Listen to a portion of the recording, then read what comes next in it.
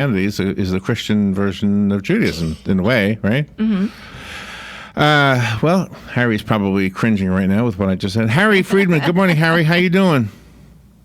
I'm not cringing. Oh, good. It's a fascinating subject, and I hope I know enough about it to talk about it. I know enough about it to write about it, so I should be able to talk. So how is it that this took so long to become part of our modern culture when this has been around for thousands of years? Because I think that it's actually been part of modern culture for at least 500 years, but it's always been mixed with other things. So it was mixed with the occult, with astrology, with alchemy, with magic. You know, people, there've always been Kabbalists, but it's only in the last 30, 40 years that it's sort of come into its own in the modern world as a discipline on its own. So how do you define what Kabbalah is? Is there a book that helps, like an ancient book that? There are many books. I mean, the Bible of Kabbalah, if you like, is a book called the Zohar, and there's a big dispute about when that was written. Nobody ever heard of this book until the 12th century, but it claims to have been written in the 2nd century, so the mystics believe it was written in the 2nd century and was hidden away and emerged in the 12th century, and the academics believe it was written in the 12th century. But it's a very long book. It's, I don't know how many volumes, dozens of volumes. It's a commentary on the Bible, but inside it, if you understand what it's talking about, it's hard to understand, but if you understand it, that's the Kabbalistic system. Basically, Kabbalah is a way of understanding how God, who is beyond all imagination, can act on a world which we can see and feel around us. So what's the connection between the two?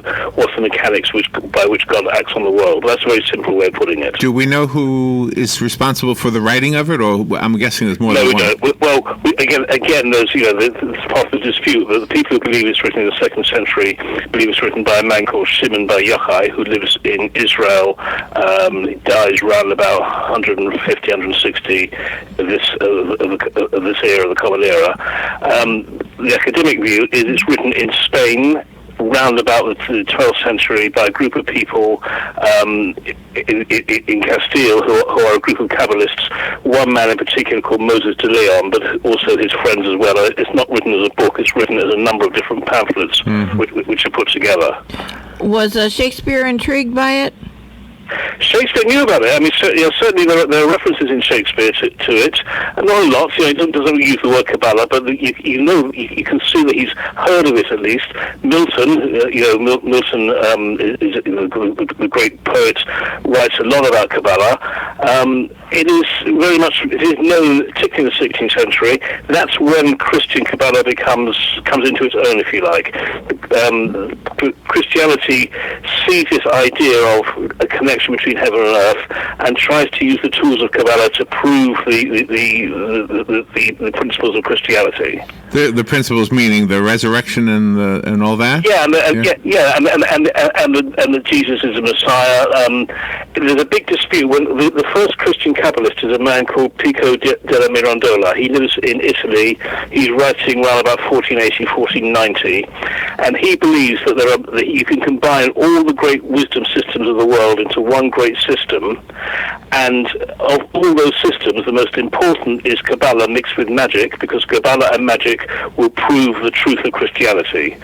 And he offers to the Pope, he goes to the Pope and says, I've got this great proof, I want to come and debate it with the cardinals. And of course the Pope doesn't like it at all, because he's saying Kabbalah proves Christianity. As far as the Pope's concerned, it's the Gospels which prove Christianity. So he finds himself in hot water. He's accused of heresy. He has to run away. But it's the beginning of this dispute as to the relationship between Kabbalah and Christianity.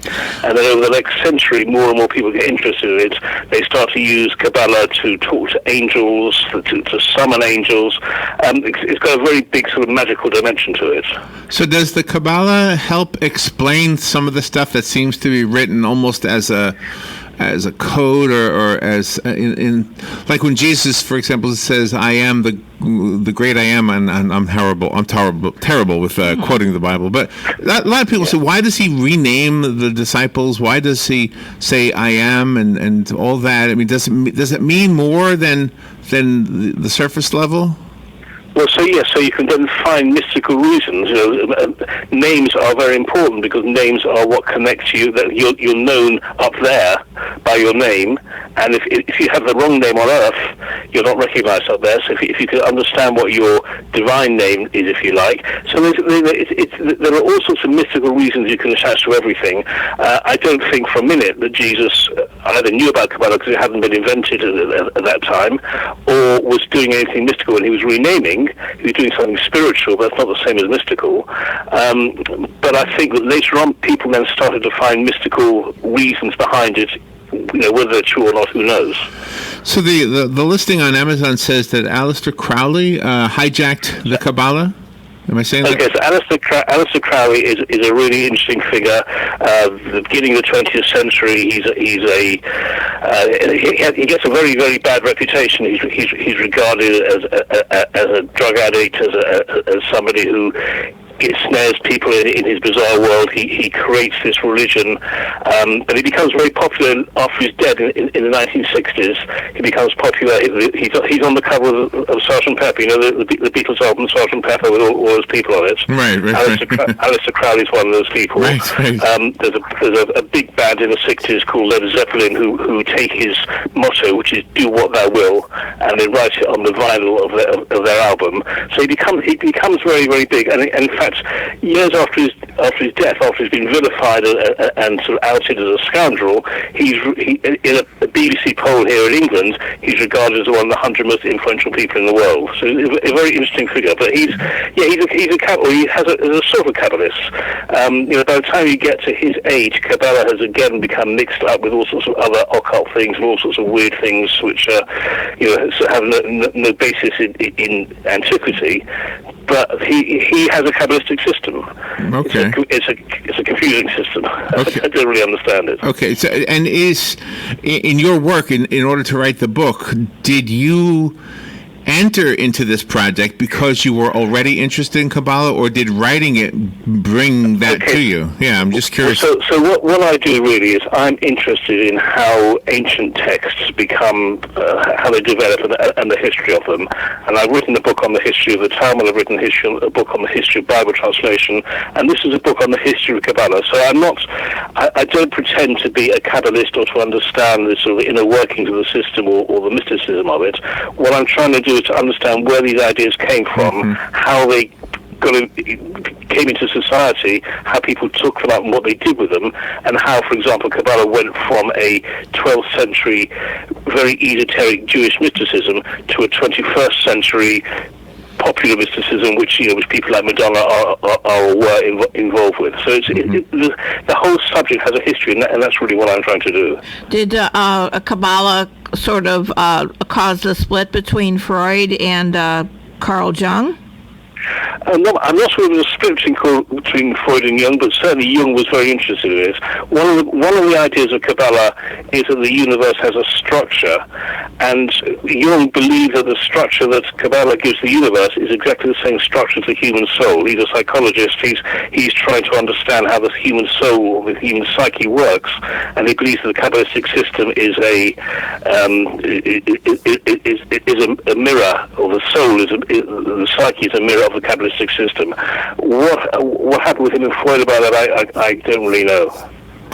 The opening part of the book talks about Hollywood celebrities wearing a bracelet and having some special water.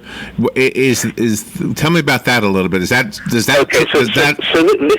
is where Kabbalah starts to go off the rails a little bit, if you like. There's a guy called Philip Berg in the 1980s, 1990s, who realizes that Kabbalah has a value to people in the modern world. It's not just an ancient mysticism. It has a value in the modern world. And he goes out and he starts teaching people how they can use some of the principles of Kabbalah to improve their lives and to live a better life, to feel more fulfilled, more emotionally secure. But what he does, and a lot of the celebrities get involved in that, but unfortunately a lot of other people start getting involved as well, people who are not quite as ethical, and they start to then, there are a lot of scandals. There are people being accused of using Kabbalah as a way of blackmailing people or promising them cures for illnesses for lots of money, and there are certain products which are sold which don't seem to have much, nothing to them in terms of Kabbalistic value, but are being sold for a lot of money. Now, the red string is quite a legitimate Kabbalistic thing. It's been around for a long time.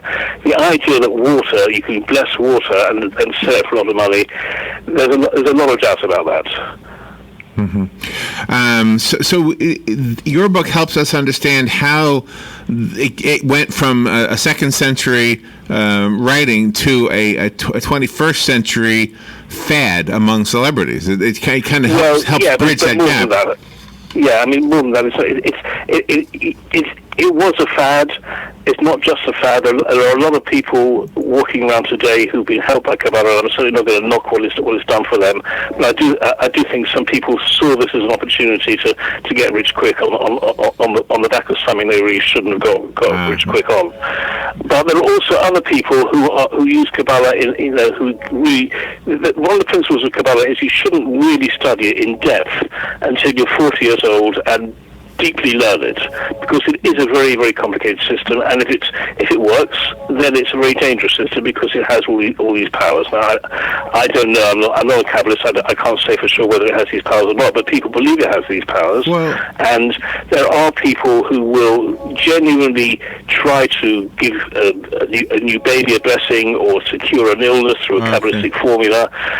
Does it work? I don't know. I can't make a judgment on that. But there are people who take it very seriously. But what powers would you be referring to? I mean, and in the course of a lifetime, the things people seem to want are all. There's probably only a handful of them. I want to be rich. I want to be healthy. I want to have good relationship. I think it's at times of crisis. When something happens to you, we all, things happen to all of us, and you don't know what to do, and you might go to a therapist, or you might go to a spiritual healer or something like that. Some people will go to a Kabbalist. It's that sort of thing. Does the law of attraction come from this? Sorry, say that again? The law of attraction, does it come from the Kabbalah? Is that where it starts? The law of attraction? Yeah. No, I don't think so. No. I think that's a much broader idea than that. Right. Was Sir Isaac Newton enthralled with the Kabbalah? Because he is very scientific. So Isaac Newton reads a lot of Kabbalah. Isaac Newton's library is still in existence, and there are Kabbalistic books in his library. But he doesn't agree with Kabbalah. He has a great rival called Leibniz. Leibniz is a German mathematician and philosopher, and Leibniz is very into Kabbalah, and Newton, who is arguing with Leibniz about mathematics, whether it's because he's arguing with Leibniz about mathematics, he then opposes Kabbalah because he sees it as something that Leibniz is into, or whether he's reached his own conclusions and doesn't like it, nobody can tell. But it's certainly the case that Newton reads Kabbalah and rejects it. Oh, really? Hey, Newton's an interesting guy too, isn't he? Mm-hmm. Yeah. We go on Facebook, and sometimes we see healers on Facebook and self-proclaimed witches. Are they part of Kabbalah? I don't know. Some might be. I suspect most of them are not. I think that really Kabbalah, if you're going to take Kabbalah seriously, it requires a lot of study, and I think it's the sort of thing where if you study it deeply and you really get involved with it, you're not going to go onto Facebook and shout, "I'm a Kabbalist." You have a different approach to these things.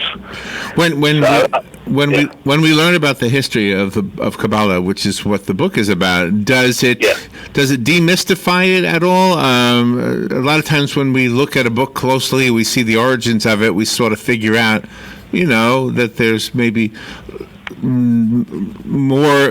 there's more common sense associated with its existence than anything else. Yeah, I think it does. I mean, I think that basically Kabbalah starts off as a very, very primitive sort of science. They're trying to understand how the world works. They believe in God, they believe that God creates the world, but they don't understand how he did that. So Kabbalah starts off as a sort of science, as they're coming up with theories, and there are all these different powers. And for example, in the Bible, the very beginning of the Bible, it says that God spoke and there was light, and God spoke and there were animals, and God spoke and God speaks and creates things. So the world is created by speech, and speech is composed of words, and words are composed of letters.